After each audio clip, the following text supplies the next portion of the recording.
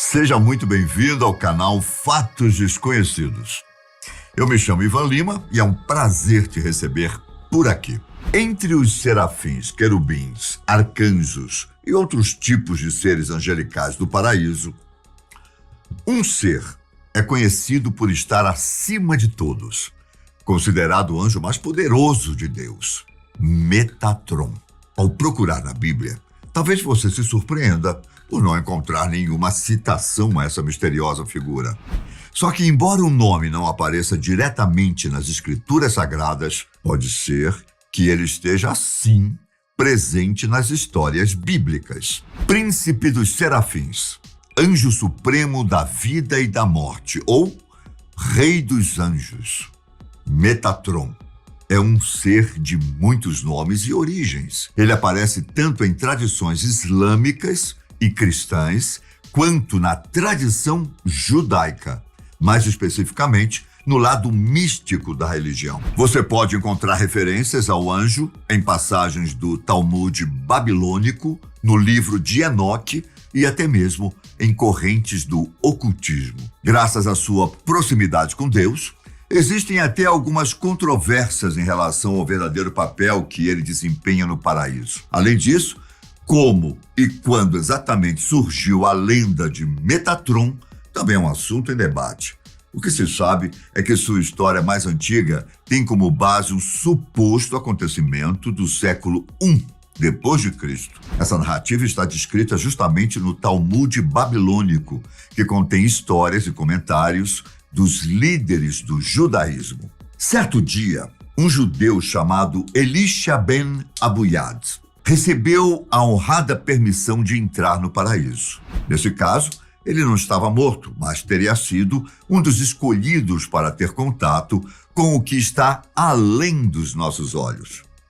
Uma vez no céu, Elisha teria se confundido com uma situação. Assim que chegou, ele encontrou justamente o anjo Metatron, sentado, com uma aparência de luz brilhante e vestimentas brancas. E como apenas Deus tem permissão para se sentar no paraíso, Elisha chegou à conclusão de que não havia somente um Deus, mas sim dois. O que o humano não sabia era que um dos prováveis motivos para Metatron estar sentado tinha a ver com uma de suas funções, a de escriba celestial. Ele estaria escrevendo ações para Israel no momento em que foi visto por Elisha. Então, como forma de mostrar que era inferior a Deus, Metatron recebeu com humildade 60 golpes com um bastão de fogo. Assim, ficou provado que ele não era um Deus, mas sim um anjo que poderia receber punições. Entretanto, mesmo que esteja abaixo do Criador, Metatron não deixa de ser importante no céu. Uma das provas disso vem diretamente de seu nome. Metatron pode ser traduzido como mais próximo do trono, isto é, mais próximo do trono de Deus. Não é à toa que, além da função de escriba celestial, o anjo ainda trabalha como uma espécie de supervisor dos outros anjos e mediador entre a humanidade e o Criador. Como Metatron está inserido em mais de uma doutrina, suas características podem mudar. O que costuma ser unânime é que estamos falando de um anjo com mais proximidade a Deus e que tem várias obrigações. Por exemplo, dentro da responsabilidade de mediador, Metatron não está disponível para auxiliar nenhuma pessoa. Ao ser chamado em oração, ele trabalhará como orientador do anjo escolhido para passar uma mensagem ou mesmo fazer uma ação no mundo dos vivos. Ao contrário de outros anjos, Metatron não teria sido criado diretamente no paraíso, mas sim transformado em anjo, depois de ter uma vida de extrema relevância na Terra. Para explicar essa história primeiro, eu preciso falar brevemente sobre uma coisa chamada Cabala. Você já ouviu falar desse termo? Cabala nada mais é do que a escola de pensamento do judaísmo que estuda as ciências ocultas e o lado místico da religião. Os estudos englobam ensinamentos sobre Deus, o ser humano, a vida, a morte e a criação do nosso mundo. A ideia é compreender o que está presente na Torá, o livro sagrado do judaísmo, uma vez que Deus teria codificado os segredos do universo na obra. Aqueles interessados em aprender mais sobre a Cabala serão instruídos a ler o mais famoso livro do misticismo judaico, o Zohar. O livro é uma obra de extensa importância para a escola do pensamento e que fala sobre seres celestiais, personagens bíblicos, a natureza de Deus e muitos outros assuntos. É no Zohar que os seguidores do Cabala encontram orientações, além de encontrarmos nele o passado do Metatron. A história diz que enquanto esteve no mundo dos vivos, o anjo foi o profeta Enoque, o pai de Matusalém, e uma das figuras bíblicas que viveu por mais anos que o comum. Enquanto Matusalém foi o recordista em longevidade, com surpreendentes 969 anos, Enoque não passou de 4 séculos e partiu desse mundo depois de 365 anos. Ao dizer partiu desse mundo, eu não quis dizer que ele simplesmente morreu. Na verdade, a sabedoria e lealdade a Deus fizeram com que Enoque fosse levado para o céu por ninguém menos que o próprio Criador. E andou Enoque com Deus, e já não foi encontrado, pois Deus o tomou para si.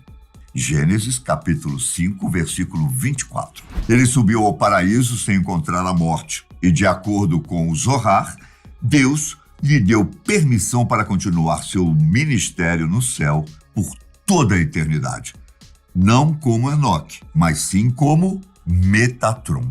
O Zohar também explica que, enquanto esteve vivo, ele escreveu um livro com os segredos da sabedoria. Então, assim que foi levado por Deus, Enoque recebeu os segredos celestiais para repassá-los às pessoas consideradas merecedoras. A ele foram entregues 1000 chaves, e por ter grande importância, diariamente são feitas 100 bênçãos em seu nome. Já como Metatron, o anjo se tornou um dos poucos seres celestiais que receberam a permissão de olhar diretamente para a figura de Deus. Exatamente por tudo isso que há um debate entre os estudiosos envolvendo toda essa importância do anjo, que quase parece ser tão relevante quanto Jesus. Isso devido à questão de Metatron ser o mediador entre Deus e a humanidade. Se levarmos em consideração exatamente o que está escrito na Bíblia, só uma figura religiosa cumpre esse papel: Jesus Cristo. Pois há um só Deus e um só mediador entre Deus e os homens: o homem, Cristo Jesus. Essas são as exatas palavras que podemos encontrar no versículo 5 do capítulo 2 de 1 Timóteo. Em segundo lugar, a ideia de ter Metatron tão próximo ao trono de Deus também entra em conflito com a posição de Jesus no céu. Isso porque a própria Bíblia diz, em várias ocasiões, que é Jesus quem está sentado à direita do Criador. Por exemplo, no capítulo 16 do livro de Marcos, o versículo 19 fala que o Senhor Jesus foi elevado ao céu e assentou-se à direita de Deus. De acordo com o Zohar, um dos feitos mais famosos de Metatron teria sido guiar o povo hebreu durante a viagem de 40 anos pelo deserto de Sinai até a chegada na Terra Prometida.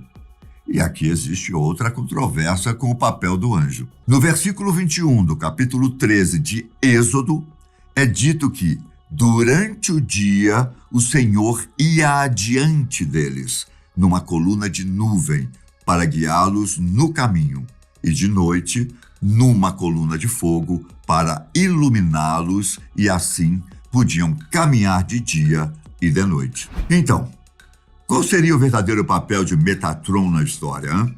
Em suas viagens entre o céu e a terra, a história conta que ele também é uma espécie de protetor das crianças que morreram prematuramente, passando o amor de Deus para aqueles que não viveram o suficiente para conhecê-lo. Há quem diga que, na verdade, esse trabalho de proteger as crianças é muito mais simbólico que literal. Nesse caso, o Metatron trabalha em cada ser humano, se importar com a idade, e leva a cura para a criança interior. Seu poder é tão grande que ele também é capaz de acabar com a inveja e com o rancor presentes no coração, deixando sempre a lembrança de que nós nunca devemos perder a fé. É comum que Metatron seja retratado como um guardião de um dos símbolos mais respeitáveis da Cabala, a Árvore da Vida. Basicamente, ela é uma forma de expressar a energia criativa de Deus pelo universo e as características divinas que cada pessoa tem dentro de si. A árvore costuma ser representada com 10 esferas, sendo elas a sabedoria, a compaixão, a beleza, a renovação, o reino, a coroa, a compreensão, a justiça, a vitória e o fundamento. Estou dizendo tudo isso porque dentro desse conceito nós vamos encontrar o cubo de Metatron, um objeto que aparece em certas correntes religiosas e que é utilizado para proteção contra demônios e espíritos malignos. Dizem que esse cubo faz parte da flor da vida, um símbolo sagrado que representa o presente, passado, futuro e toda a vida do universo. O objeto tem 13 círculos que, ao serem interligados por uma linha reta, acabam formando 78 linhas. Quando usado em técnicas de meditação, o cubo de Metatron seria capaz de ajudar no equilíbrio dos pensamentos e emoções. Caso uma pessoa tenha interesse em estabelecer uma conexão com um anjo, os métodos são muito mais simples do que parecem, seja para agradecer ou ter contato com sua energia. Não são necessárias velas e muito menos rituais. Basta ter uma grande fé e se livrar de todo tipo de julgamento. Ao final, é exatamente isso que precisamos para viver em paz, não é? Tanto com os outros, quanto com nós mesmos. Se você souber de mais informações sobre o Metatron, não deixe de me contar aqui nos comentários. Um forte abraço e fique com Deus. Até a próxima. Um feliz ano novo. Tchau.